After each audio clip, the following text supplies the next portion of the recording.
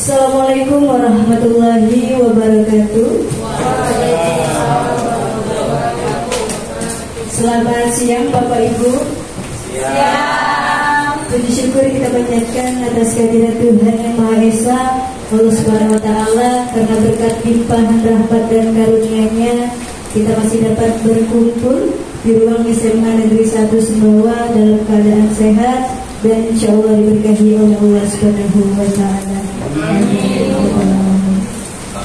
Yang terhormat Kepala SMA Negeri 1 Sumbawa, yang saya hormati Bapak Ibu Wakil Kepala SMA Negeri 1 Sumbawa, yang saya hormati Bapak Ibu Dewan Guru dan staf TU SMA Negeri 1 Sumbawa.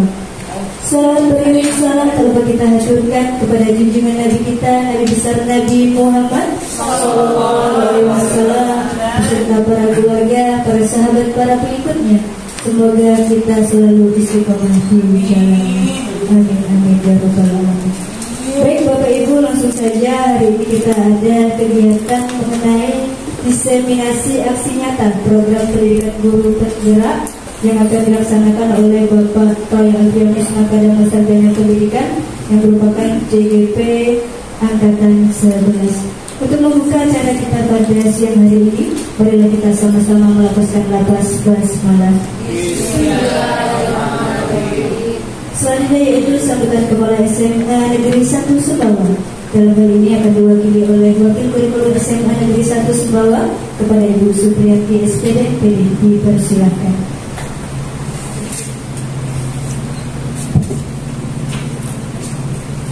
Baik, terima kasih Ibu Estimarisha. Bismillahirrahmanirrahim. Assalamualaikum warahmatullahi wabarakatuh. Waalaikumsalam warahmatullahi wabarakatuh. Alhamdulillahirrahmanirrahim. Assalatu wassalamu ala asrafil anbiya'i wal mursalin wa ala alihi wa sahbihi ajma'in. Puji syukur kita panjatkan kehadiran Allah Subhanahu Wa Taala karena atas berkat limpahan rahmat serta karunia-Nya kita masih diberikan nikmat sehat, nikmat kesempatan sehingga kita bisa berkumpul di ruangan ini dalam rangka kegiatan kombel kita yang dilaksanakan rutin setiap hari Senin. Dan pada kesempatan kali ini akan diisi dengan kegiatan diseminasi aksi nyata program pendidikan guru penggerak yang akan disampaikan oleh Bapak Troy Alfianus Makadama. Tak lupa pula salawat dan salam yang kita persembahkan kepada junjungan kita Nabi besar Muhammad SAW beserta para keluarga, para kerabat serta pengikutnya hingga akhir zaman. Bapak Ibu sekalian, pertama-tama saya menyampaikan permohonan maaf yang sebesar-besarnya dari Ibu Kepala SMA Negeri 1 Sumbawa yang pada hari ini berhalangan hadir untuk mengikuti kegiatan yang kita laksanakan dikarenakan beliau sedang ada kegiatan di luar. Namun besar harapan kiranya tidak mengurangi rasa hormat agar kegiatan ini bisa berjalan seperti semestinya. Lalu berikutnya kami ucapkan selamat kepada Bapak Troy Alfianus Makadama karena telah berhasil menyelesaikan seleksi dan terpilih menjadi calon guru penggerak Kabupaten Banyuasin Angkatan 11. Jadi dari beberapa tahap yang telah dilalui oleh Pak Troy ini berhasil akhirnya menyelesaikan beberapa tahap seleksi tersebut. Mudah-mudahan dengan terpilihnya Pak Troy ini bisa menjadi inspirasi dari Bapak Ibu Dewan Guru sekalian yang belum mengikuti tahap seleksi menjadi calon guru penggerak. Terima kasih kepada Bapak Troy karena telah menyelenggarakan atau melaksanakan kegiatan designasi aksi nyata ini mengenai budaya positif. Harapan kami dengan kegiatan ini kiranya dapat bermanfaat untuk kegiatan implementasi pembelajaran kita di sekolah kita ya Bapak Ibu. Dengan adanya kegiatan ini mungkin bisa menjadi sarana untuk kita menggali informasi atau mengaktualisasi kompetensi dari Bapak Ibu sekalian, bisa mengupdate pengetahuan sehingga dapat bermanfaat untuk kita pada saat pelaksanaan proses pembelajaran. Besar harapan kami kiranya Bapak Ibu guru sekalian dapat mengikuti kegiatan ini dengan baik, kemudian dilaksanakan dengan tertib, lalu mengajukan beberapa pertanyaan, berdiskusi sehingga kegiatan ini bisa aktif dan memberikan banyak manfaat bagi kita semua. Mungkin itu saja yang dapat saya sampaikan mewakili Ibu Kepala SMA Negeri 1 Sumbawa. Selamat mengikuti kegiatan dengan baik. Mudah-mudahan akan mendapatkan pengetahuan baru dari kita semua. Amin ya Rabbal Alamin. Akhir kata, saya mohon maaf apabila ada kata-kata yang kurang berkenan. Kepada Allah saya mohon ampun. Saya akhiri, wabillahi taufiq wal hidayah. Wassalamualaikum warahmatullahi wabarakatuh. Waalaikumsalam warahmatullahi wabarakatuh. Baik, terima kasih kepada Ibu Supriyanti SPD MPD atas sambutan dan pengarahannya. Semoga kegiatan kita pada siang hari ini dapat berjalan dengan lancar. Selanjutnya yaitu pemaparan materi mengenai budaya positif dari calon guru penggerak angkatan 11 Bapak Troy Alfianus Nakadama, Sarjana Pendidikan. Kepada Bapak dipersilakan. Baiklah, terima kasih kepada Ibu Esti selaku moderator, kemudian Ibu Supriyanti yang sudah menyampaikan kata sambutan mewakili kepala sekolah. Mohon izin Bapak Ibu semuanya, saya di sini akan menyampaikan tentang sosialisasi materi budaya positif sebagai tugas saya dari guru penggerak angkatan 11 di modul 1.4. Baiklah, assalamualaikum warahmatullahi wabarakatuh. Waalaikumsalam warahmatullahi wabarakatuh. Alhamdulillahirabbil alamin wa bihi nasta'in wa ala umuri waddin wassalatu wassalamu ala asrofil anbiya'i wal mursalin wa ala alihi washabbihi ajmain. Amma ba'du.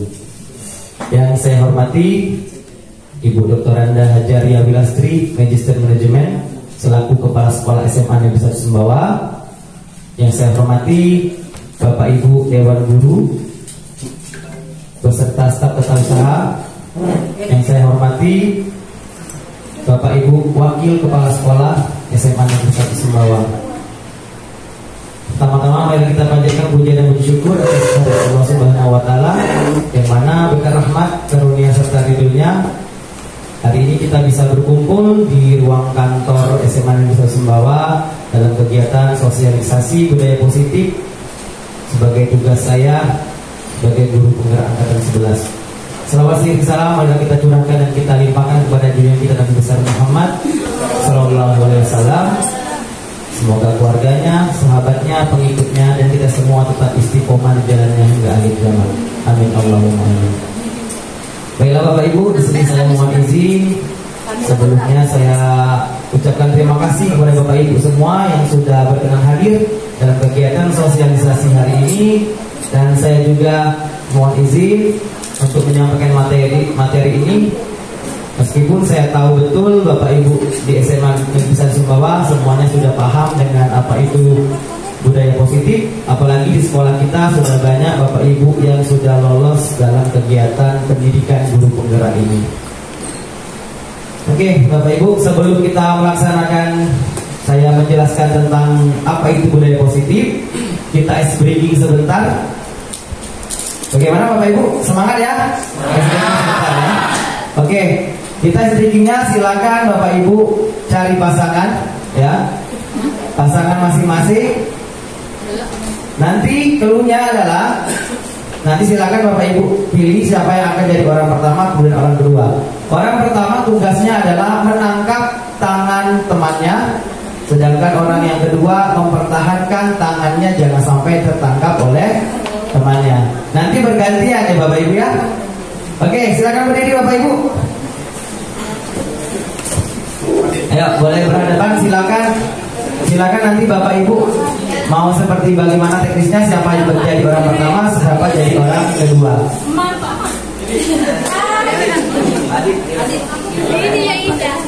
Oke. Jadi seperti ini. Siapa kira-kira jadi orang pertama? Orang pertama adalah tugasnya menangkap tangan temannya. Orang kedua mempertahankan tangannya jangan sampai ditangkap. Oke, sebagai contoh seperti ini. Saya bersama Bu Supriyanti, saya sebagai orang yang menangkap dan disatukan, ya. Jadi saya bertugas menangkap, satu di kiri, satu di kanan, ya. Nanti dengarkan dulu saya. Kalau saya bilang menjauh, berarti tangan yang menangkap jauh, ya. Kalau saya bilang mendekat, dekatkan. Kalau saya bilang tangkap, baru tangkap. Paham ya Bapak Ibu ya? Oke, silakan sama Bu Esti. Coba lihat posisi tangan Ibu Supriyanti dan Bu Esti. Nah, tangan Bu Esti harus di posisi tengah-tengah antara tangan Bu Supriyanti. Paham ya? Oke, Bu Supriyanti sebagai orang pertama, kemudian yang Ibu Esti sebagai orang kedua. Oke, sudah siap belum? Oke, siap ya? Nanti bergantian Bapak Ibu. Nanti yang sebagai penangkap menjadi tangan yang jangan sampai tertangkap ya. Oke, kita mulai dulu yang pertama. Siap? Menjauh? Menjauh lagi? Mendekat? Belum Bu, sabar. Dengar instruksi ya. Menjauh? Mendekat? Menjauh? Mendekat? Tangkap. Oke, ada yang tertangkap tangannya? Tertangkap maksudnya tersenggol. Walau sudah dapat tapi kamu tarik tetap dapat ya. Oke, nah sekarang kita bergantian. Yang tadi posisinya menangkap, sekarang yang menangkap ya. Siap ya? Kita jujur ya Bapak Ibu. Yang tadi tangannya tertangkap nanti kita maju ke depan ya. Yang tertangkap maju ke depan. Oke, siap. Oke, siap ya. Menjauh, menjauh, mendekat, menjauh, mendekat, menjauh, tangkap. Oke. Terima kasih Bapak Ibu, silakan duduk. Yang tangannya dapat silakan maju ke depan. Yang tangannya dapat maju ke depan. Yuk.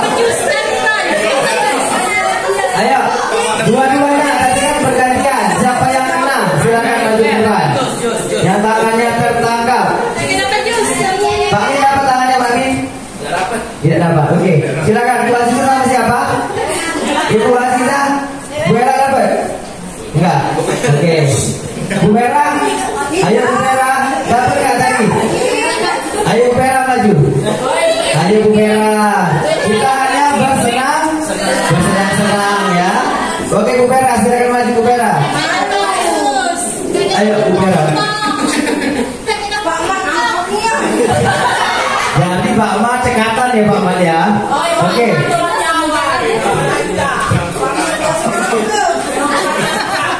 Oke. Semangat Ibu Vera dan Ibu Aziza. Nah, di sini kita kasih hukuman, tapi hukumannya hanya untuk bersenang-senang ya. Oke. Nanti Bu Vera dan Bu Aziza jadi bebek ya.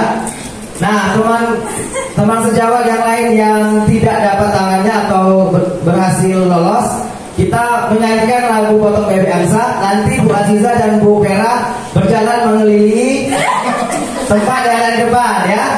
Sepakat? Oke, yuk. Siap, kita nyanyi sama-sama Bapak Ibu.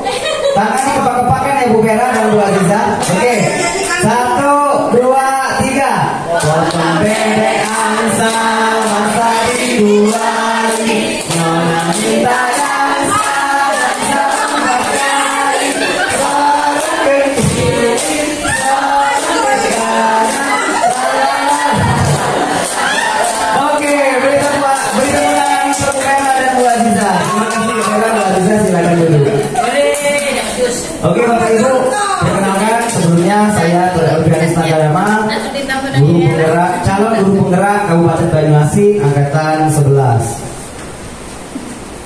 Di sini fasilitator saya Bapak Dr. Ades Suweno MSI, kemudian pengajar praktik saya Ibu Deti Harlena SPDGR, kemudian saya sendiri sebagai anggota CGP angkatan 11 Kabupaten Banyuasin. Nah, di sini kita akan melakukan briefing lagi Bapak Ibu tentang perubahan paradigma, ya. Nah, di sini nanti ada A dan B. Nanti bergantian antara A dan B. Tugas yang A pertama adalah menuliskan sesuatu di kertas, ya. Kemudian sesuatu yang sangat berharga menurut si A, kemudian akan disimpan dan dikepal di tangannya sekuat mungkin, jangan sampai dibuka, ya. Kemudian yang B berusaha untuk sekuat tenaga dengan berbagai cara untuk meminta agar memberikan benda yang disimpan di tangannya. Oke, saya tunjuk saja 2 orang, ya.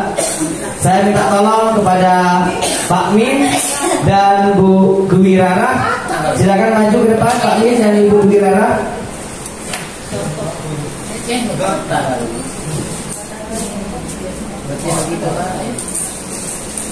Oke. Nah, di sini Pak Min menjadi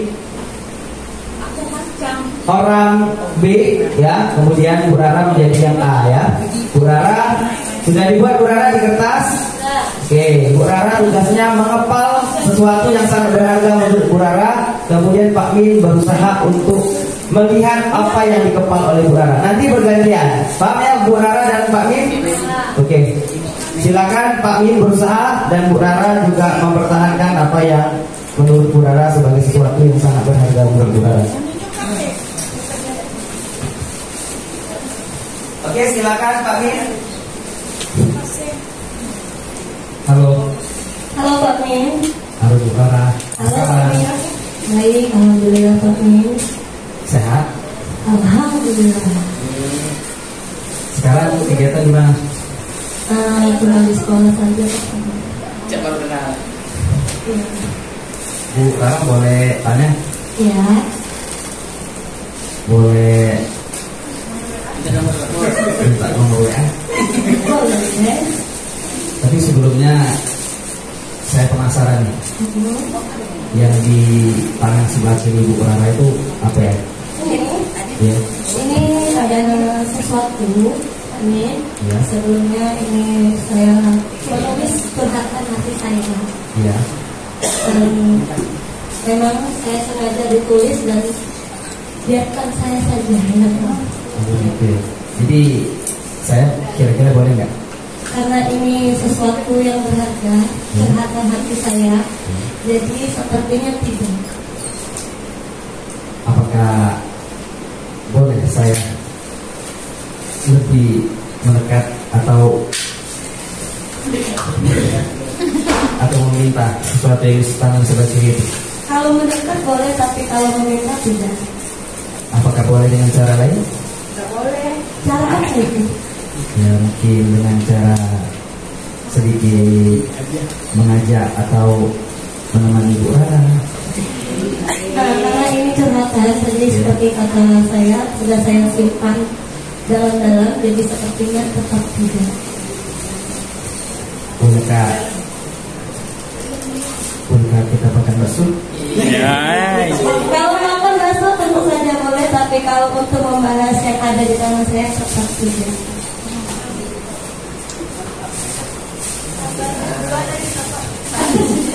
Ya, seperti itu kita tidak usah lagi berhubungan lagi. Wah, langsung cut off, langsung red flag. Bagaimana ya Pak ya? Tapi karena ini memang sangat berharga bagi saya, Bapak. Kalau memang itu sudah keputusan Bapak, ya sudah saya terima dengan pandangan berat, tapi tetap saya jaga.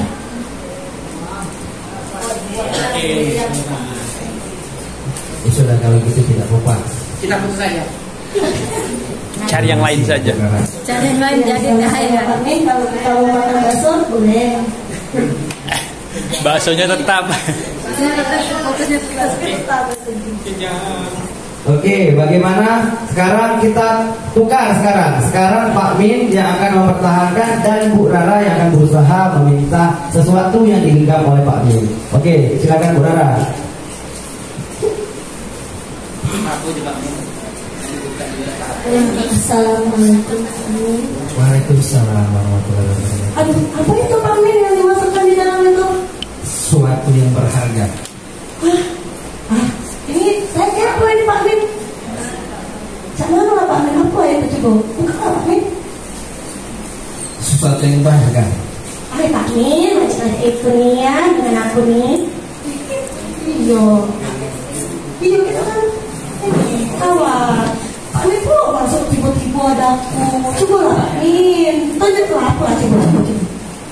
Ini adalah suatu kertas yang ada tertulis. Sama itu aku nih aja Pak Min. Coba Pak Min, kasih tahu lah. Jangan. Ayo Pak Min. Jangan. Iya Pak Min, saya tambah dari ini tambah saya tuh penasaran loh Pak Min. Coba lah. Ayo Pak Min. Ayo Pak Min. Jangan Bu Rara, jangan marahi saya Bu Rara. Tambah ini tambah curiga Pak Min. Apa nih ada isinya tuh? Sesuatu kertas.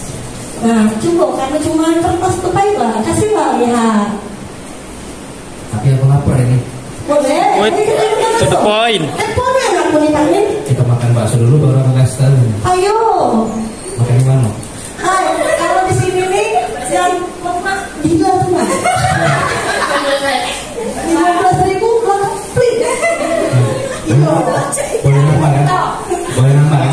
Boleh, tapi aku tahu ya aku bisa itu di tahan-tahan. ya tahan. Oke, sama ya. Ayo Pak Min. Ayo.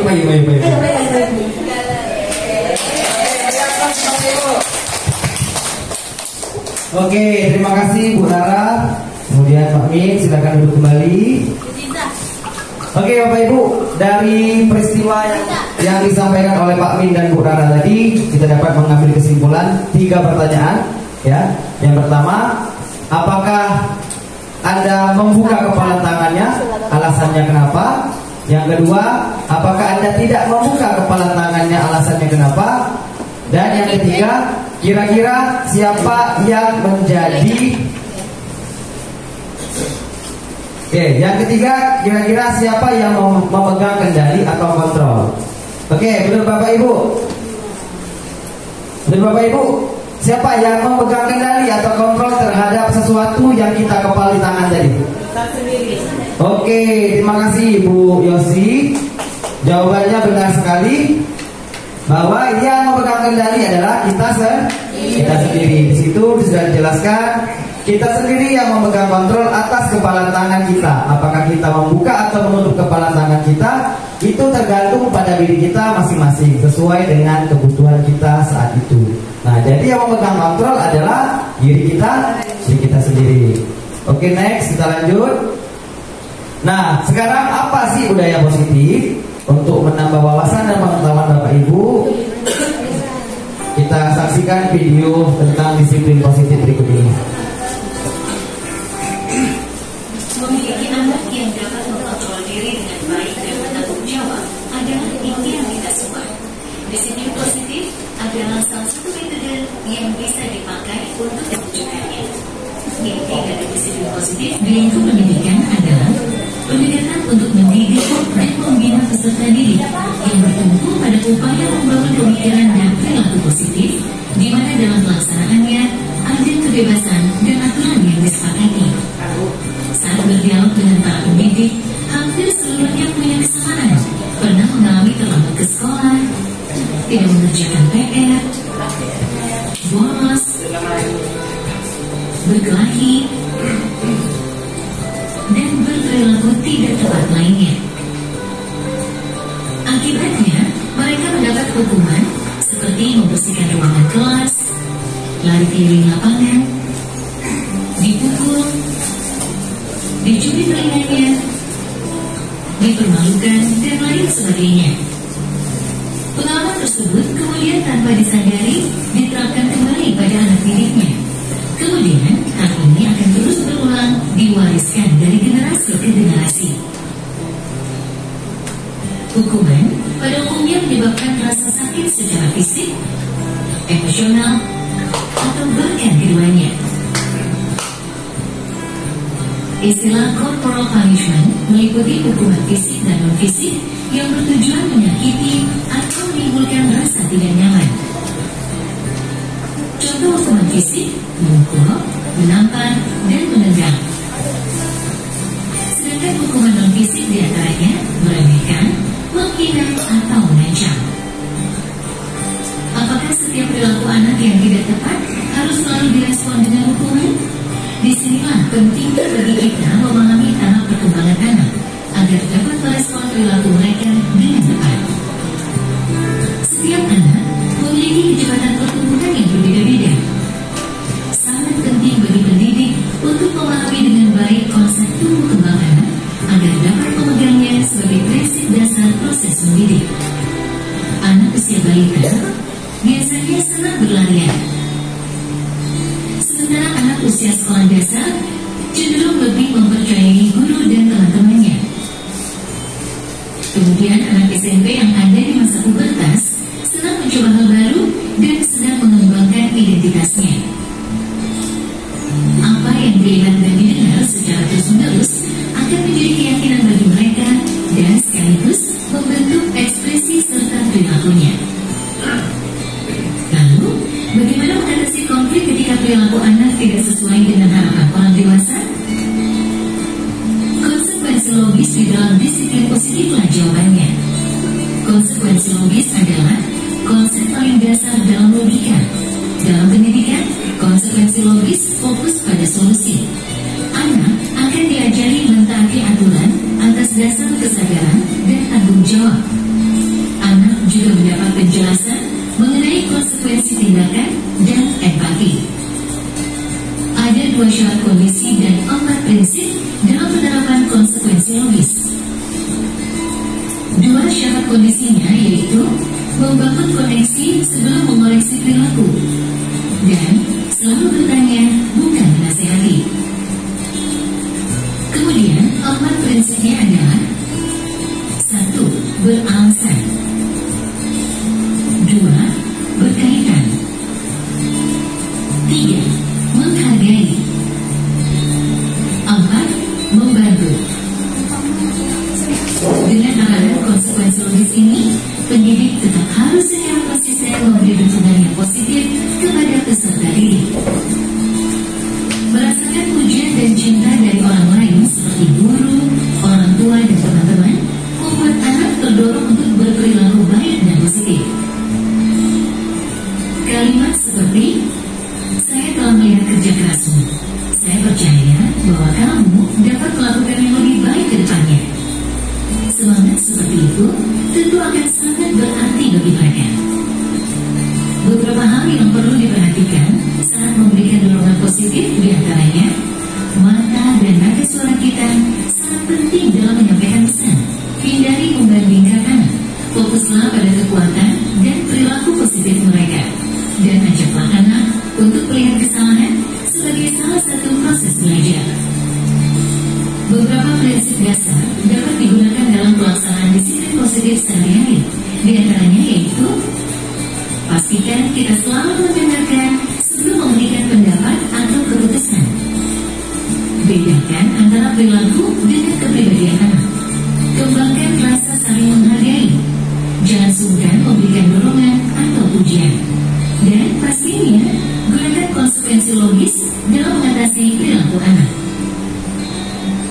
Semua upaya yang kita lakukan bertujuan untuk membuat lingkungan berkembang dan belajar yang inklusif, aman, dan nyaman bagi anak. Situasi kondusif diharapkan dapat mendorong mereka mencapai prestasi yang setinggi-tingginya. Pendekatan disiplin positif sejauh ini telah menjadi metode yang mendukung agar anak dapat bertumbuh sesuai dengan potensinya dan membuat mereka dengan penuh kesadaran mengerti makna tanggung jawab atas pilihannya.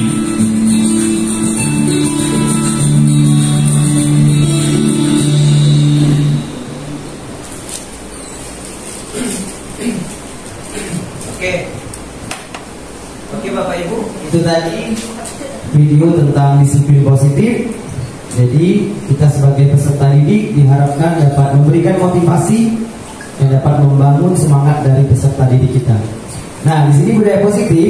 Jadi budaya positif itu budaya positif di sekolah yaitu nilai-nilai atau kebiasaan-kebiasaan di sekolah yang berpihak kepada peserta didik. Jadi kuncinya adalah kegiatan yang positif itu harus berpihak kepada peserta didik atau anak murid kita, agar mereka dapat berkembang menjadi pribadi yang kritis, kemudian hormat dan bertanggung jawab. Oke, dari perubahan paradigma. Nah, di sini perubahan paradigma yang pertama lingkungan sekolah. Jadi lingkungan sekolah ini harus memiliki lingkungan yang menyenangkan, kemudian lingkungan yang positif, aman dan nyaman untuk siapa? Untuk peserta didik. Tujuannya pasti kepada murid. Murid yang seperti apa? Murid yang dapat bertindak, kemudian berpikir, mencipta, mandiri dan bertanggung jawab. Nah, disinilah perubahan paradigma yang harus kita pahami baik dalam lingkungan sekolah. Kemudian tujuannya akan mengarah kepada atau bermuara kepada murid atau peserta didik kita. Oke. Nah, perubahan paradigma ini yang harus kita pahami. Biasanya kita ini kalau menghadapi suatu masalah pasti berhubungan dengan kedisiplinan, ya. Nah, disiplin ini akan merujuk kepada teori kontrol. Teori kontrol seperti apa? Teori kontrol kita sebagai guru dalam menghadapi murid. Bagaimana kita menyikapi terhadap suatu permasalahan yang dihadapi oleh peserta didik. Biasanya peserta didik itu Bapak Ibu kalau melakukan sesuatu kesalahan pasti ada latar belakangnya. Karena apa ya? Oke, selanjutnya, nah ini perubahan paradigma teori kontrol menurut Dr. William Glasser dalam kontrol teori yang kemudian hari berkembang dan dinamakan choice theory, meluruskan beberapa miskonsepsi. Nah, berarti ini miskonsepsi tentang makna kontrol. Nah, di sini ada 4 yang menjadi miskonsepsi. Yang pertama, ilusi guru mengontrol murid. Ya, ini yang pertama. Yang kedua, ilusi bahwa semua penguat positif itu efektif dan bermanfaat. Yang ketiga, ilusi bahwa kritik dan membuat orang merasa bersalah dapat menguatkan karakter. Ini juga termasuk ilusi. Nah, yang keempat, ilusi bahwa orang dewasa memiliki hak untuk memaksa. Padahal tadi di speaking kita tadi bahwa pemegang kontrol itu berada pada diri kita masing-masing. Oke, lanjut. Nah, di sini perubahan paradigma stimulus respon dan teori kontrol. Nah, di sini siapa sesungguhnya yang memiliki kontrol? Nah, kalau stimulus respon, ya, kita mencoba mengubah orang agar berpandangan sama dengan kita. Nah, ini yang tadi kita lihat speaking Bapak Ibu, bahwa setiap orang itu pasti memiliki pandangan yang berbeda-beda. Seharusnya teori kontrol yang tepat adalah kita berusaha memahami pandangan orang lain tentang dunia, karena setiap orang pasti punya pemikiran yang berbeda-beda. Kemudian poin kedua, perilaku buruk dilihat dari sebagai suatu kesalahan. Nah, seharusnya dalam teori kontrol yang tepat adalah semua perilaku memiliki tujuan. Kenapa anak misalnya melakukan kesalahan? Entah dia butuh perhatian dari kita, butuh kasih sayang, misalnya, dan sebagainya. Kemudian yang ketiga, orang lain bisa mengontrol saya. Nah, ini yang tidak tepat seperti yang saya sampaikan tadi, bahwa yang bisa mengontrol diri kita adalah diri kita sendiri. Nah, di sini seharusnya poin dari kontrolnya hanya Anda yang bisa mengontrol diri Anda. Yang keempat, saya bisa mengontrol orang lain. Nah, yang tepat adalah Anda tidak bisa mengontrol orang lain, karena setiap orang itu punya pemikiran yang berbeda-beda. Yang kelima, pemaksaan ada pada saat bujukan gagal, ya. Nah, kalau di teori kontrol, kolaborasi dan konsekuensi menciptakan pilihan-pilihan baru.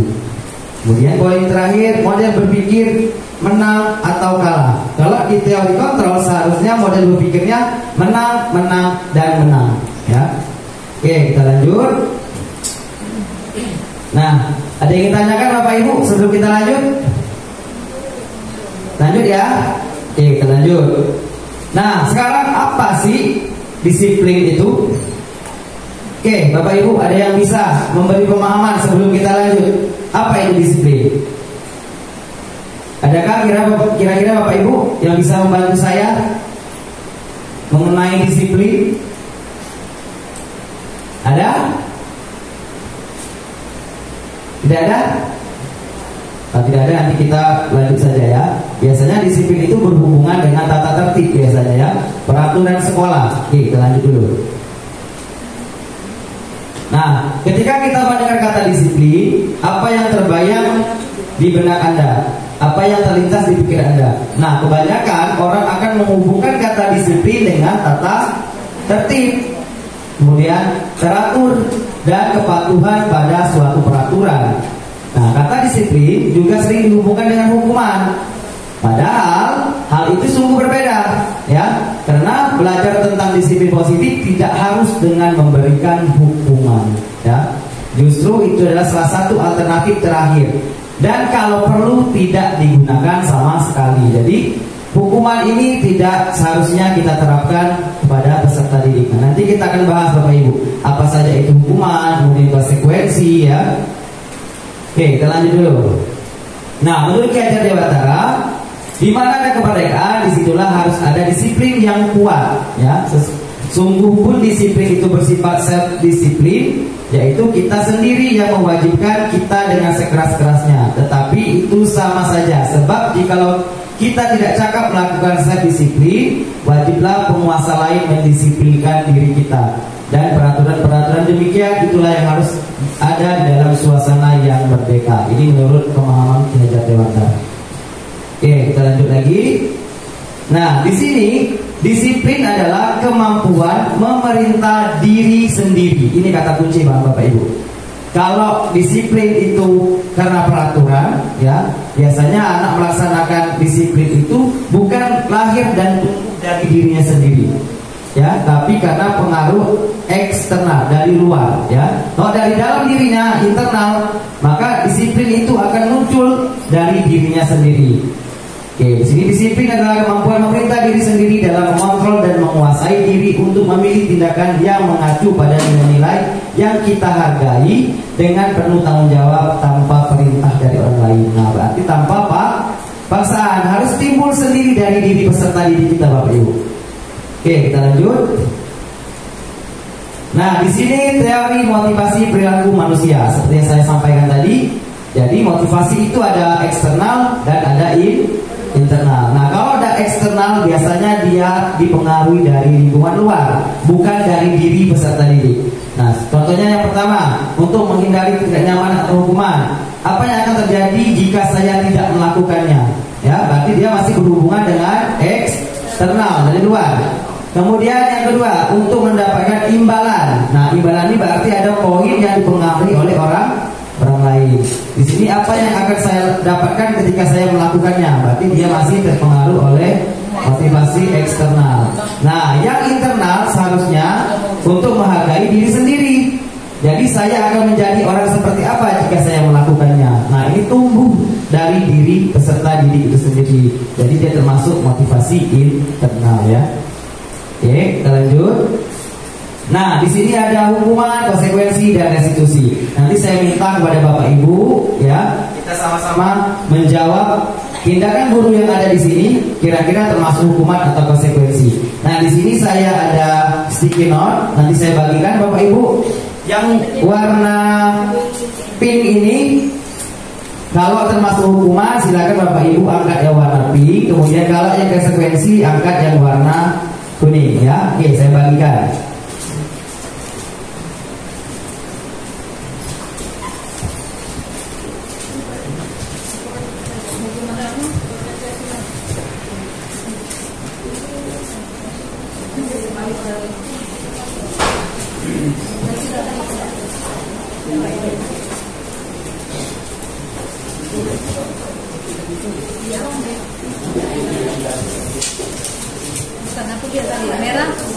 Kalau yang merah hukuman Bapak Ibu, yang konsekuensi yang warna kuning. Masih ada Bu Esti warna pinknya Bu Esti?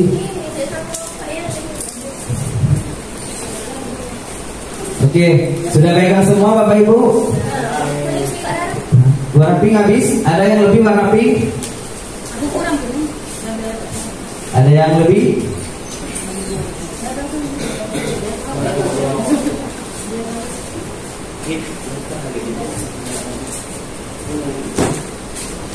Oke, sudah ada semuanya Bapak Ibu ya. Nah, jadi di sini tindakan guru kira-kira termasuk hukuman atau konsekuensi. Saya ulangi lagi, kalau yang warna pink berarti hukuman. Kalau yang warna kuning berarti konsekuensi. Oke, siap ya? Kita mulai.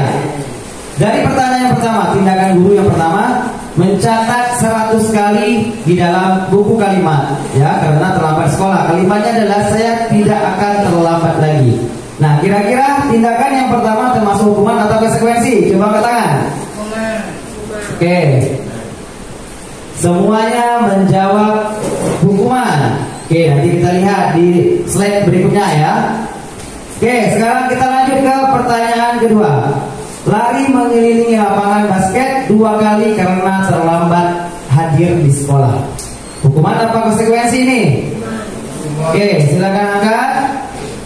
Oke, sepertinya semuanya menjawab hukuman. Oke, sepertinya Bapak Ibu dari SMA 1 Sumbawa ini luar biasa ya. Pemahamannya sepertinya sudah jauh sekali ya. Oke, kita lanjut ke tindakan yang ketiga. Murid diminta untuk push up 15 kali karena tidak menggunakan masker ke sekolah. Ini termasuk hukuman atau konsekuensi? Oke, semuanya masih dengan jawaban yang sama, hukuman. Oke, kita lanjut ke tindakan yang keempat. Menggantikan kertas tugas teman yang telah dicoret. Hukuman atau konsekuensi? Oke, semuanya mengangkat warna kuning, konsekuensi ya. Oke, tindakan yang kelima, membersihkan tumpahan air di meja tulis karena tersenggol pada saat belajar. Hukuman atau konsekuensi? Oke, semua konsekuensi ya. Oke, yang terakhir, murid disuruh untuk tidak mengenakan sepatu seharian di sekolah karena tidak mengenakan sepatu hitam. Hukuman atau konsekuensi? Hukuman atau konsekuensi? Ayo. Hukuman atau konsekuensi? Oke, saya bacakan lagi. Murid disuruh untuk tidak mengenakan sepatu seharian di sekolah karena tidak menggunakan sepatu hitam. Oke, hukuman atau konsekuensi? Oke, silakan angkat, gak apa-apa. Oke, ada 3 orang yang menjawab konsekuensi ya. Semuanya sisanya menjawab hukuman. Oke, kita next, kita lihat. Tadi berarti di sini hukuman tadi ya.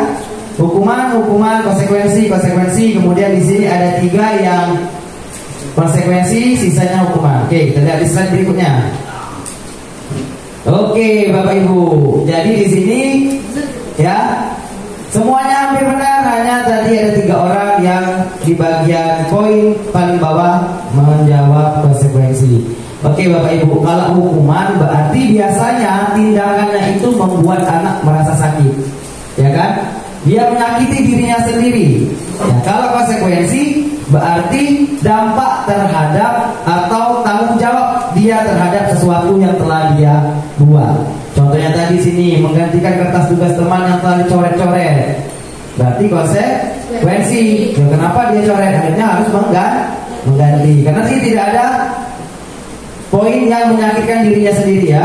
Kemudian yang ini membersihkan tumpahan air di meja karena tersenggol pada saat belajar. Ini juga konsekuensi. Kalau di sini dia diminta untuk menyakiti dirinya sendiri karena disuruh tidak memakai sepatu di sekolah seharian, ya kan? Oke, kita lanjut. Nah, di sini perbedaan hukuman dan konsekuensi.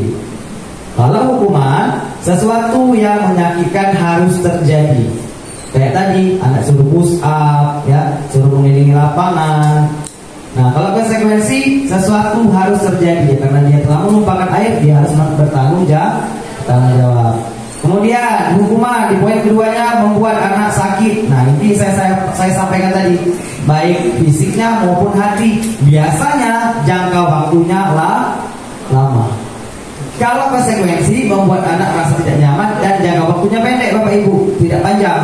Kalau di sini biasanya anak itu akan menyimpan rasa sakit hatinya itu berkepanjangan, jadi akan selalu diingat.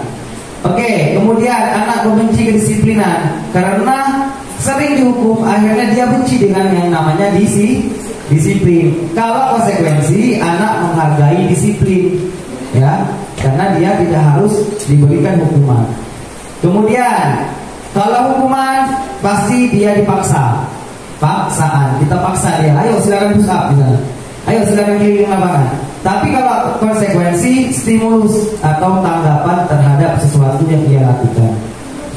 Kemudian mendorong anak menyakiti dirinya sendiri, seperti saya sampaikan tadi, dia diminta untuk push up, jadi dia harus terpaksa mau tidak mau menyakiti dirinya sendiri. Kalau konsekuensi, mendorong anak agar mudah menyesuaikan diri. Oke, kemudian konsep dirinya buruk, karena sering dihukum akhirnya dia berpikir bahwa diri saya selalu salah, selalu buruk, ya. Kalau di konsekuensi, konsep dirinya malah menjadi baik, ya. Dia akan memunculkan jiwa tanggung jawab terhadap sesuatu yang telah ia lakukan.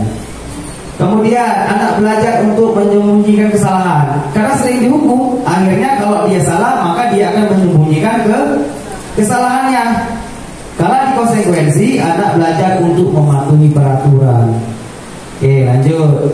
Di yang terakhir, marah dari hukuman ini akan menyebabkan peserta didik memiliki emosi marah, kemudian ada rasa bersalah, merasa dipermalukan, merasa tidak dihargai karena sering dihukum. Tapi kalau dia diterapkan konsekuensi, maka kehilangan hak di situ, kemudian dibuat tidak nyaman, diasingkan untuk sementara. Nah, poinnya di sini kalau konsekuensi dia waktunya sementara, kalau hukuman jangka waktunya lama. Ya, paham ya Bapak Ibu ya? Oke, kita lanjut. Ini sama seperti yang tadi, hukuman, konsekuensi dan restitusi. Nah, di sini hukuman, kalau hukuman sesuatu yang menyakitkan seperti saya sampaikan tadi, kalau konsekuensi sesuatu itu harus terjadi. Nah, kalau restitusi merupakan pilihan, ya. Restitusi itu merupakan pilihan terhadap permasalahan yang dihadapi peserta didik. Biasanya kita hanya memberikan arahan kira-kira apa yang harus dia lakukan untuk merubah kesalahan yang telah ia buat. Nah, kemudian restitusi itu menguatkan untuk murid anak dalam jangka waktu panjang. Jadi penguatannya itu jangka waktunya panjang Bapak Ibu. Kemudian korban mendapatkan ganti, ya. Kemudian murid atau anak dapat penguatan. Dan yang paling penting, masalah dari peserta didik, kalau kita terapkan restitusi, masalahnya akan terpecahkan, ya. Oke, gimana Bapak Ibu? Sudah paham tentang hukuman? Maksud saya setidaknya Bapak Ibu sudah bisa membedakan apa sih hukuman, kemudian apa konsekuensi, kemudian yang terakhir restitusi itu seperti apa, ya. Paham ya Bapak Ibu? Oke, kalau sudah paham, sekarang kita lanjut ke keyakinan kelas. Nah, kalau keyakinan kelas ini Bapak Ibu, saya rasa semuanya sudah menerapkan keyakinan kelas di kelas Bapak Ibu masing-masing, terutama wali kelas, ya. Apalagi sekolah kita salah satu sekolah penggerak angkatan pertama, kegiatan keyakinan kelas ini sudah kita terapkan dari awal program sekolah penggerak itu, ya. Oke, nah mungkin saya akan membahas sedikit kembali tentang keyakinan kelas untuk penguatan saja. Nah, keyakinan kelas yakni nilai-nilai kebajikan, nilai-nilai kebajikan universal yang disepakati secara tersirat dan tersurat, lepas dari latar belakang suku, negara, bahasa maupun agama. Nah, seseorang akan lebih bergerak dan bersemangat untuk menjalankan keyakinannya daripada hanya sekedar mengikuti serangkai peraturan tertulis tanpa makna, ya. Jadi dalam keyakinan kelas ini pasti ada makna di dalamnya, ya.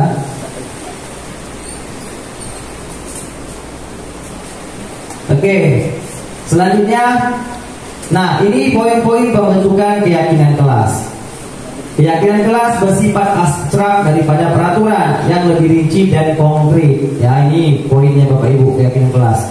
Yang kedua, keyakinan kelas berupa pernyataan yang universal. Nah, ini poin kedua.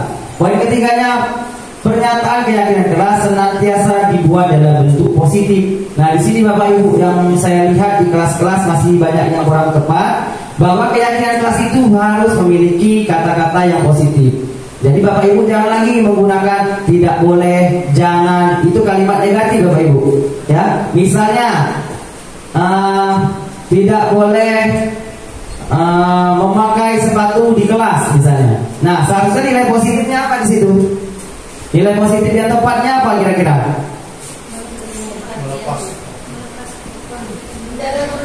Menjaga kebersihan, benar kata Bu Ella. Kalau kita pakai sepatu di kelas, pasti kelasnya jadi kotor. Itu bagian dari menjaga kebersihan. Nah, seharusnya langsung saja ke poin pentingnya saja, menjaga kebersihan. Atau ada keyakinan kelas tidak datang terlambat. Nah, seharusnya poin pentingnya adalah disiplin waktu. Oke, Bapak Ibu sudah paham. Nah, kemudian poin berikutnya, keyakinan kelas hendaknya tidak terlalu banyak hingga mudah diingat dan dipahami. Ini Bapak Ibu yang harus kita pahami. Keyakinan kelas tidak usah banyak-banyak Bapak Ibu. Setidaknya anak itu paham dan poin pentingnya saja, kira-kira tentang kebersihan, disiplin tadi ya, dan sebagainya. Nah, kemudian semua warga kelas sebaiknya ikut kontribusi dalam membuat kegiatan kelas lewat curah pendapat. Jadi semuanya harus terlibat. Ya, jangan hanya 1-2 orang saja yang menyampaikan keyakinan kelas untuk kelas mereka. Nah, poin yang penting terakhir yaitu bersedia meninjau kembali keyakinan kelas dari waktu ke waktu. Nah, jadi keyakinan kelas yang sudah kita buat Bapak Ibu harus kita tinjau lagi.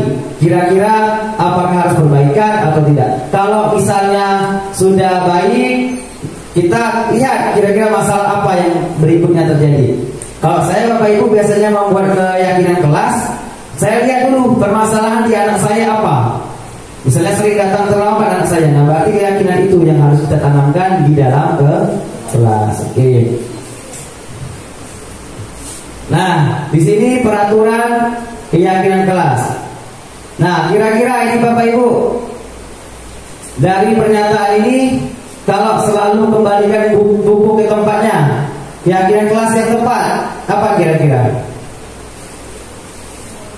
Ini kan ada peraturan tuh, selalu kembalikan buku tepat waktu. Berarti keyakinan kelas yang poin pentingnya adalah disiplin positifnya bertanggung jawab. Benar, kalau kita mengembalikan buku pada tempatnya, berarti peserta didik memiliki jiwa bertanggung jawab. Nanti kita lihat di slide berikutnya Bapak Ibu ya.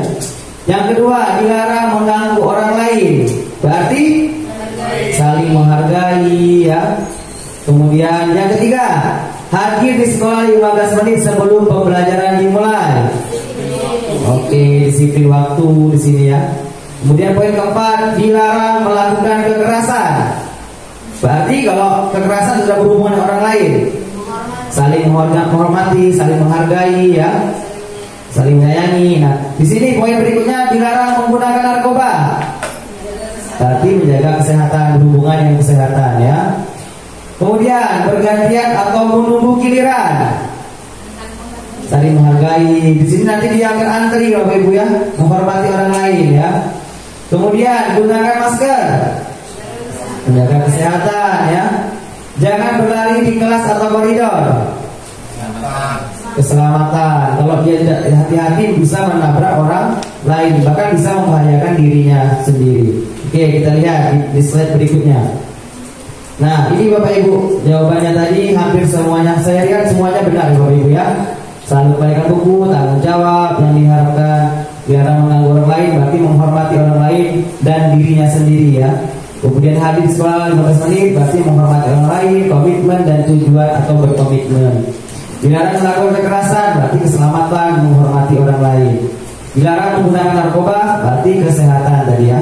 Bergantian saat menunggu giliran, berarti menghormati orang lain dan menimbulkan sifat kesabaran pada diri peserta didik. Gunakan masker juga termasuk kesehatan dan keselamatan ya. Kemudian yang terakhir, jangan berlari di kelas atau di koridor demi keselamatan dan keamanan baik dirinya maupun orang orang lain. Oke, kita lanjut. Nah, ini contoh penerapan keyakinan kelas Bapak Ibu.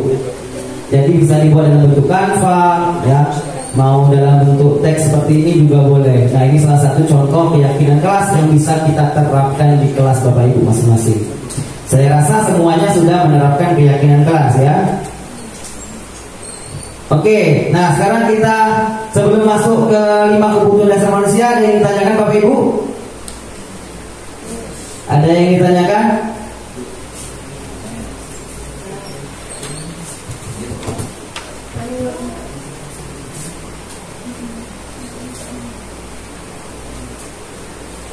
Oke, gimana Bapak Ibu? Sudah paham ya? Saya rasa semua sudah paham karena kita sudah biasa ketemu dengan yang namanya disiplin positif ya Bapak Ibu ya. Apalagi di sekolah kita sudah banyak sekali Bapak Ibu guru hebat yang sudah lulus program pendidikan guru penggerak. Oke, kemudian kebutuhan dasar manusia. Apa sih 5 kebutuhan dasar manusia itu? Nah, kebutuhan dasar manusia itu, jadi semua orang senantiasa berusaha untuk memenuhi kebutuhannya dengan berbagai cara. Bila mereka tidak bisa mendapatkan kebutuhannya dengan cara yang positif, mereka bisa melanggar peraturan atau melakukan hal-hal yang tidak sesuai dengan nilai-nilai kebajikan. Nah, biasanya kebutuhan itu yang paling pertama adalah bertahan hidup.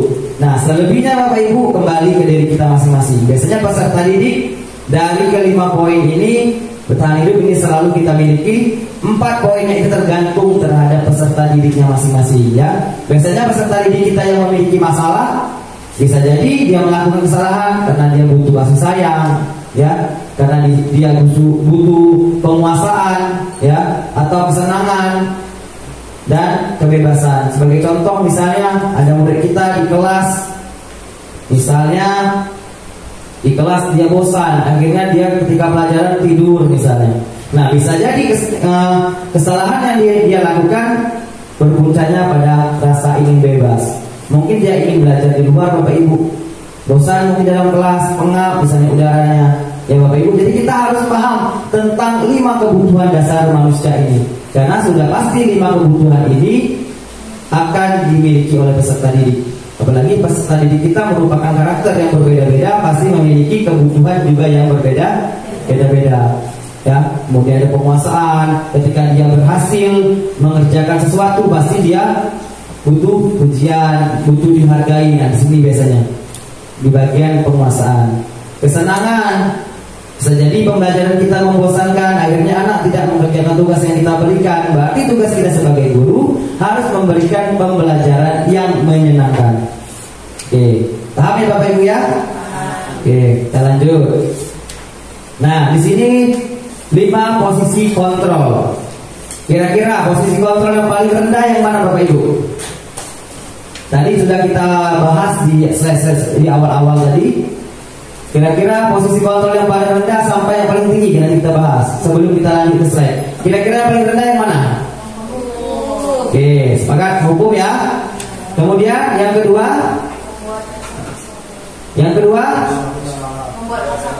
membuat rasa bersalah. Kita cek ya. Yang ketiga sebagai teman. Biasanya kalau sudah ketiga, keempat dan kelima itu sudah cukup baik ya. Ini teman. Kemudian yang keempat, oke, pemantau. Berarti yang paling tinggi posisi kontrolnya ada pada manajer. Oke, kita lihat Bapak Ibu. Nah, di sini ada video 5 posisi kontrol. Biasanya nada suara kita itu mempengaruhi Bapak Ibu.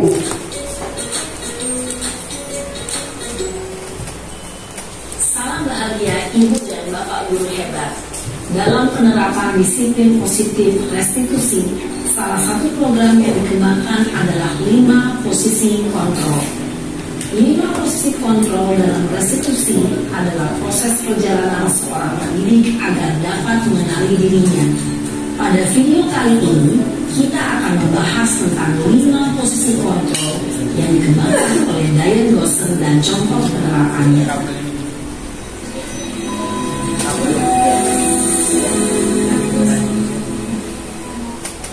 5 posisi kontrol itu adalah 1. Posisi penghukum, 2. Posisi pembuat merasa bersalah, 3. Posisi teman, 4. Posisi pemantau atau monitor. Dan 5. Posisi manajer. Untuk lebih memahami kelima posisi tersebut, mari kita saksikan kasus Naren yang terlambat hadir 20 menit di sekolah dan melihat bagaimana kelima posisi kontrol dalam menghadapi masalah tersebut.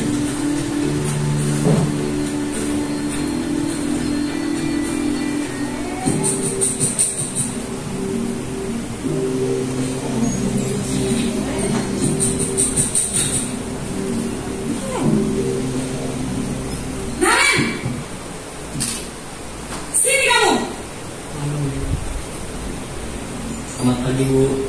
Selalu terlambat. Kamu deh, pasti terlambat. Maaf, Bu. Saya... Apa? Apa coba? Alasan kamu apa lagi? Kapan sih kamu tidak terlambat? Malas sekali ya kamu jadi anak. Saya... Dasar pemalas. Gak kapok-kapok sih kamu. Sudah berapa kali terlambat? Sana, kamu keliling lapangan basket 2 kali. Kenapa saya harus keliling lapangan basket, Bu? Kenapa? Kamu melawan ibu. Berani-beraninya jawab. Sudah terlambat, masih berani jawab pula.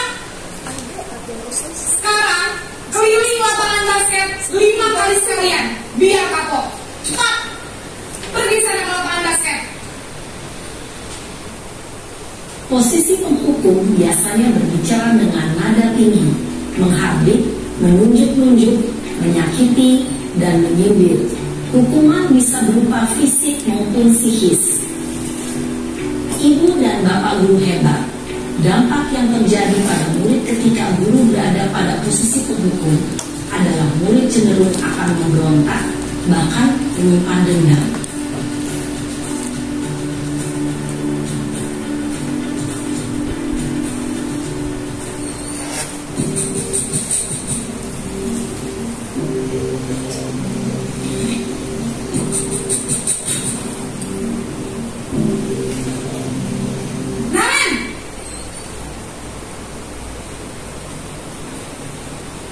Selamat pagi, Bu. Naren. Kamu kenapa terlambat lagi, nak? Ya Tuhan, Naren. Kamu senang ya bikin ibu susah ya? Kalau kamu terlambat lagi, nanti ibu yang ditegur bapak kepala sekolah, nak. Disangka ibu tidak bisa membina kamu. Duh, gimana ini? Maaf, Bu. Duh, Gusti Naren. Kamu suka ya kalau ibu ditegur bapak kepala sekolah? Terus, sekarang ibu harus tulis apa yang di buku absen? Ini kamu sudah sering terlambat loh.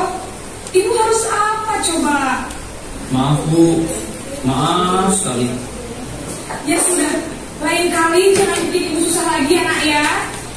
Ibu tidak akan kuat lagi kalau kamu begini terus. Bisa jantungan kalau ibu ditegur bapak kepala sekolah. Sana cepat ke kelas. Maaf ya, Bu. Maaf sekali. Posisi pembuat rasa bersalah berbicara dengan nada tenang, cenderung lembut. Namun kata-kata yang diutarakan membuat murid merasa menjadi orang yang gagal, memandang buruk dirinya sendiri, merasa tidak berharga, dan tidak sanggup membahagiakan orang lain. Ketika guru mengambil posisi pembuat rasa bersalah, murid akan menganggap dirinya yang bersalah dan ia akan menyimpan emosi negatif tersebut di dalam dirinya.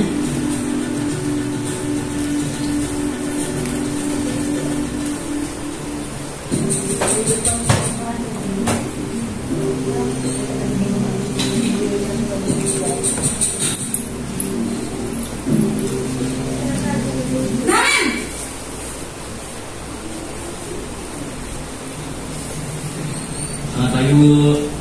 Wah, sudah jam berapa ini, nak? Terlambat lagi ya, sayang. Iya, Bu. Habis ibu saya lupa bangunkan saya, Bu.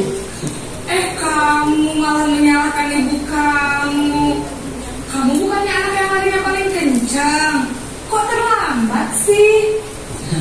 Iya Bu, saya memang terlambat bangun tadi. Jadi biarpun saya lari kencang, tetap gak kekejar Bu. Ya sudah sana, nanti lain kali larinya lebih kencang lagi ya, biar gak terlambat lagi. Bikin seneng ibu, demi ibu, bisa kan? Bisa lah Bu. Ya sudah sana masuk kelas, ibu beresin urusan absen kamu. Kamu ini ada-ada saja. Dalam posisi teman, guru berbicara dengan nada suara ramah, akrab, cenderung bersendar gurau untuk menjaga suasana tetap santai. Murid akan merasa senang, aman, dan akrab dengan guru. Identitas yang tercipta adalah identitas sukses atau berhasil. Namun, perlu diingat, karena ini masih dorongan eksternal, maka ada faktor ketergantungan dari murid kepada orang tertentu. Di sini guru absennya, sehingga di lain waktu murid bisa berperilaku baik, namun hanya kepada orang-orang tertentu saja.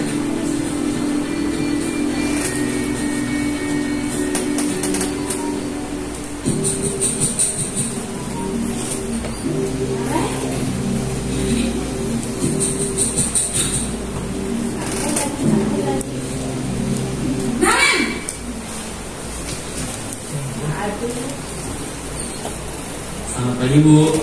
Nah Ren, apa peraturan sekolah kita tentang jam berapa kita harus masuk sekolah, Nak? Kita harus di sekolah jam 7 Bu. Iya betul, sekarang sudah jam 7.20. Kemarin sudah tahu konsekuensinya jika terlambat hadir.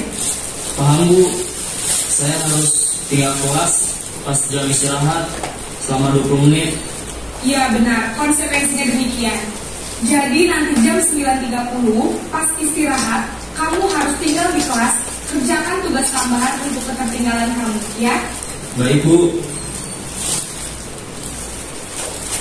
Posisi pemantau mengandalkan penghitungan atau data untuk mengontrol murid. Guru mengarahkan murid berdasarkan peraturan dan konsekuensi. Seorang pemantau menunjukkan bahasa tubuh dan ekspresi wajah yang datar dan cenderung formal.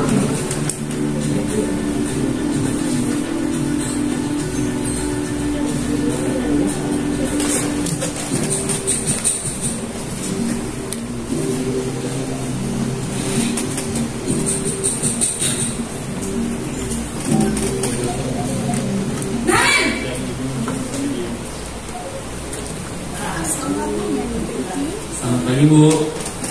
Selamat pagi Naren. Maaf Bu, saya terlambat. Iya, sekolah masuknya jam 7, sekarang sudah jam 7.20.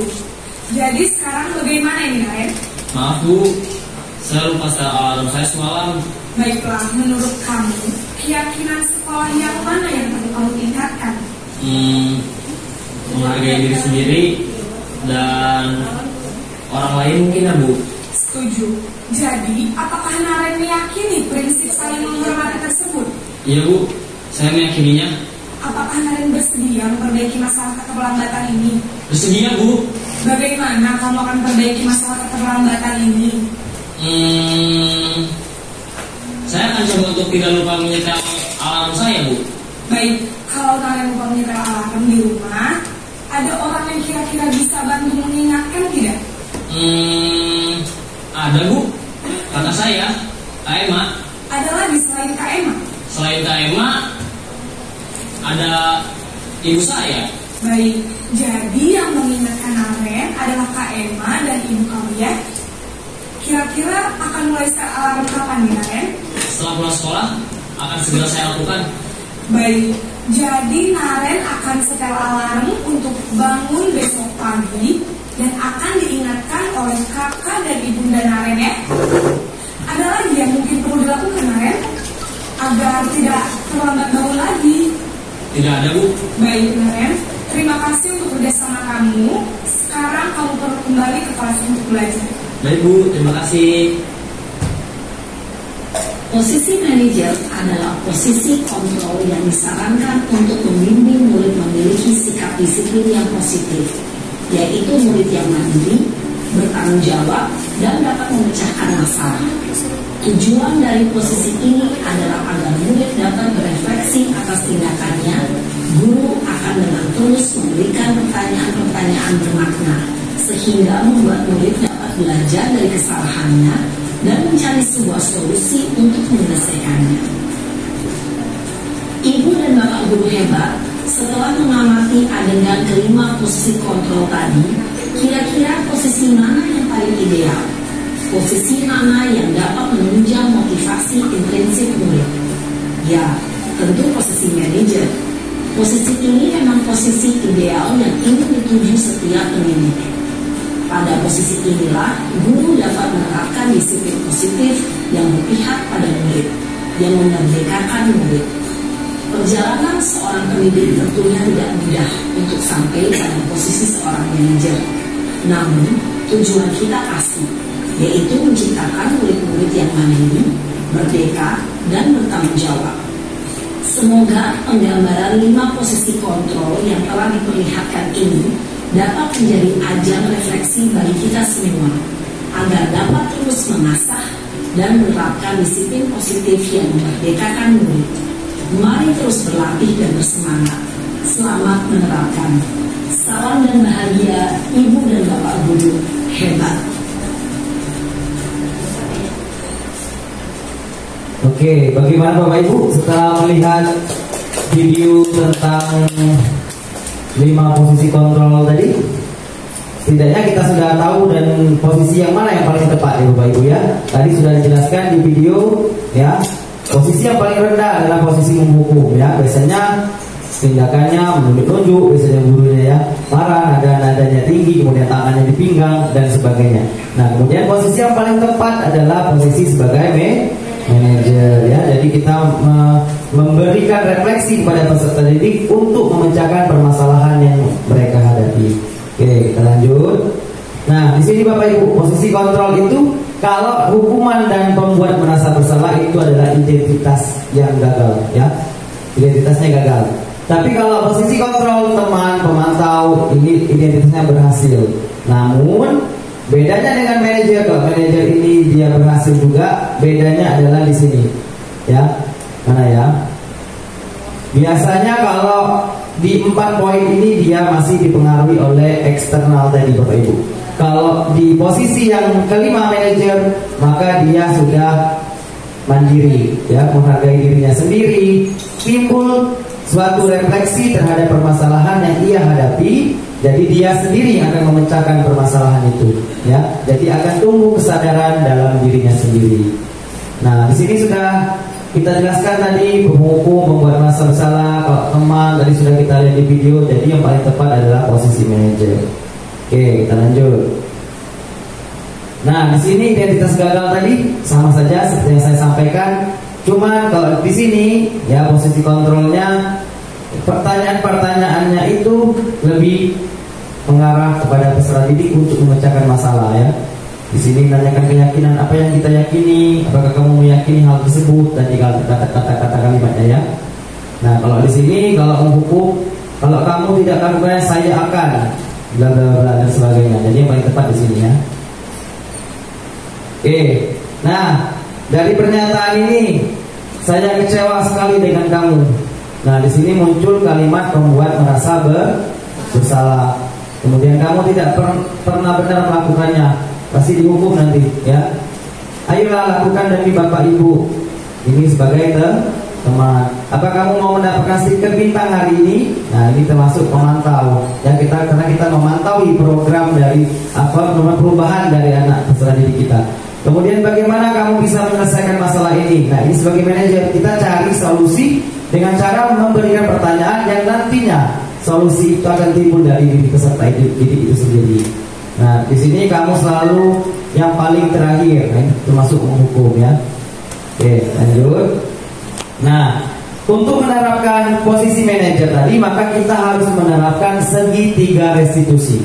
Ya Bapak Ibu, untuk dapat menjadi manajer yang baik, maka kita harus menerapkan segitiga restitusi ini. Nah, segitiga restitusi ini proses menciptakan kondisi bagi murid untuk memperbaiki kesalahan mereka sehingga mereka bisa kembali pada kelompok mereka dengan karakter yang lebih kuat. Ya, melalui Restitusi, guru dapat satu, membantu murid lebih memiliki tujuan disiplin positif serta memulihkan dirinya setelah berbuat kesalahan. Kemudian membantu murid untuk jujur terhadap dirinya sendiri dan mengevaluasi dampak dari kesalahan yang dilakukannya.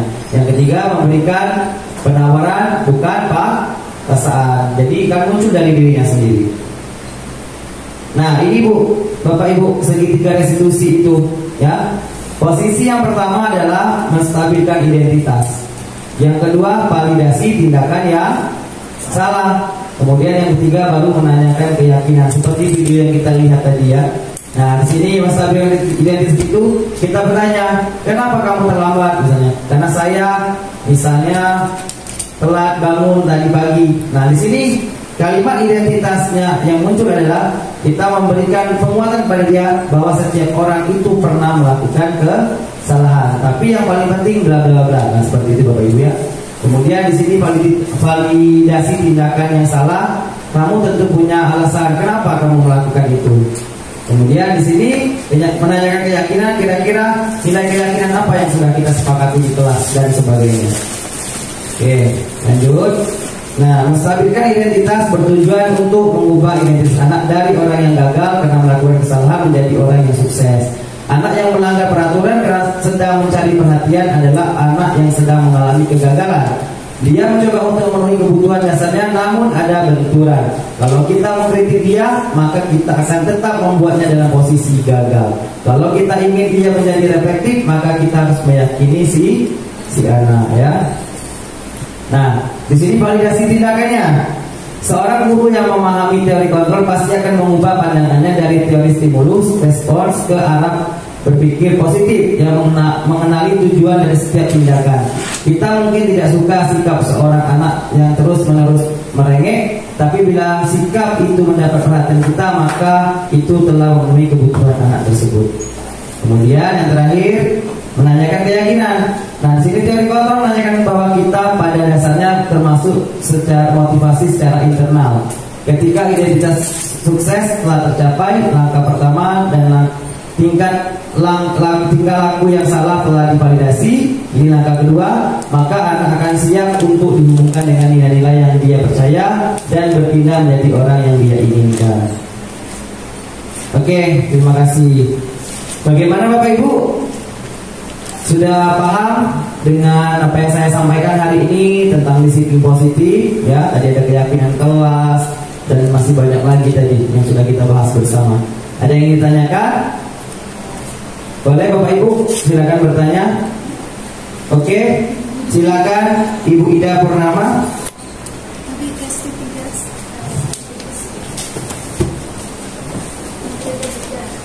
Oke, silakan maju Bu Ida. Boleh maju ke situ Bu Ida. Assalamualaikum warahmatullahi wabarakatuh. Waalaikumsalam warahmatullahi wabarakatuh. Ini mau ditanyakan tentang segitiga restitusi yang tadi Pak Roy sampaikan. Mungkin pengetahuan saya saja yang sangat menarik karena itu akan bisa diterapkan di sekolah. Yang ingin saya tanyakan dari langkah segitiga restitusi tadi, apa saja langkahnya dan pertanyaan apa yang membedakan atau menunjukkan bahwa itu adalah proses dari segitiga restitusi. Oke. Wassalamualaikum warahmatullahi wabarakatuh. Waalaikumsalam warahmatullahi wabarakatuh. Oke, terima kasih banyak Bu Ida, pertanyaan yang sangat luar biasa. Kasih aplaus dulu Bapak Ibu untuk Bu Ida Purnama. Terima kasih Bu Ida sudah bertanya tentang segitiga restitusi. Nah, jadi dari segitiga restitusi ini, kira-kira kata Bu Ida di mana yang termasuk menstabilkan identitas, dan begitu Bu Ida ya. Kemudian mana validasi tindakan yang salah, kemudian mana menanyakan keyakinan. Oke, seperti yang sudah kita lihat di video tadi Bapak Ibu. Jadi langkah pertama yang harus dilakukan oleh manajer adalah menstabilkan identitas dulu. Kita tanya ke anaknya, kenapa? Apa yang terjadi? Misalnya saya terlambat Bu, Pak. Kenapa dia terlambat? Nanti dia menjelaskan kan? Karena saya bangunnya kesiangan misalnya. Nah, di sini yang kita kuatkan menstabilkan identitas, kita sampaikan kepada anak, setiap orang pasti pernah melakukan kesalahan, ya. Namun, yang paling penting adalah bagaimana cara kita belajar dari kesalahan, misalnya. Seperti itu Bapak Ibu. Contoh kalimat penguatan menstabilkan identitas. Nah, kemudian kalau sudah menstabilkan identitas, kita lanjut ke validasi tindakan yang salah. Nah, di sini kita validasi Bapak Ibu tindakan yang salah dilakukan oleh peserta didik. Nah, di sini kamu tentunya punya alasan kenapa kamu melakukannya, ya. Pasti ada latar belakang di baliknya Bapak Ibu. Kenapa dia terlambat, ya? Nah, di sini nanti kita tanya, adakah cara yang lebih efektif untuk mendapatkan apa yang kamu butuhkan? Ya, tadi seperti di video tadi, ya. Ditanya kepada peserta didiknya bagaimana tindakan yang akan dia lakukan dengan menghidup alarm misalnya tadi yang disampaikan oleh anak tadi, ya. Kemudian untuk membantu dia biar tidak terlambat lagi, nanti tadi ada kakaknya tadi, ya, Kak Emma atau siapa tadi, dan ibunya yang akan membantu untuk dia mengingatkan dia agar tidak terlambat. Nah, di sini bagian validasi tindakan yang salah. Ya, kita validasi tindakan yang telah salah dilakukan oleh peserta didik. Nah, sudah dari validasi tindakan yang salah, langsung menanyakan keyakinan kelas. Nah, di sini ada nilai positifnya Bapak Ibu. Nilai positif yang sudah bisa kita terapkan di kelas misalnya, ya. Nah, di sini nilai apa saja yang telah kita sepakati, ya. Kemarin saya sudah membuat video demonstrasi kontekstual tentang segitiga restitusi. Kemarin saya membuat 2 permasalahan, satu anak yang memiliki masalah mencontek di kelas, kemudian yang kedua anak yang terlambat datang ke sekolah. Nah, saya terapkan juga video itu menggunakan segitiga restitusi ini. Nah, di bagian keyakinan kita tanyakan keyakinan yang sudah kita buat, kira-kira keyakinan apa yang sudah dia langgar, ya. Misalnya tadi anak yang siapa tadi, anak yang bermasalah tadi, Naren tadi, ya. Nah, Naren itu tadi terlambat, berarti dia sudah melanggar nilai kesepakatan kedisiplinan di situ, ya Bapak Ibu, ya. Oke, bagaimana Bu Ida? Sudah paham Bu Ida? Mana mic-nya tadi, ya? Oke, monggo Bu Ida. Terima kasih banyak Pak Troy atas penjelasan segitiga restitusinya. Terima kasih juga teman-teman yang memberi kesempatan saya untuk berbicara. Assalamualaikum warahmatullahi wabarakatuh. Waalaikumsalam warahmatullahi wabarakatuh. Oke, terima kasih banyak Bu Ida atas pertanyaan yang sangat luar biasa. Ada lagi Bapak Ibu? Cukup? Cukup, ya. Sepertinya mengingat waktu sudah sore sekali ini, ya, sudah lewat sholat asar. Mungkin cukup sampai di sini. Saya ucapkan terima kasih Bapak Ibu sudah menyempatkan waktu hari ini untuk memberikan saya kesempatan untuk menyampaikan teori disiplin positif ini. Itu saja mungkin dari saya Bapak Ibu. Kurang lebihnya saya mohon maaf. Kepada Allah saya mohon ampun dan saya akhiri. Wabillahi taufiq wal hidayah. Wassalamualaikum warahmatullahi wabarakatuh.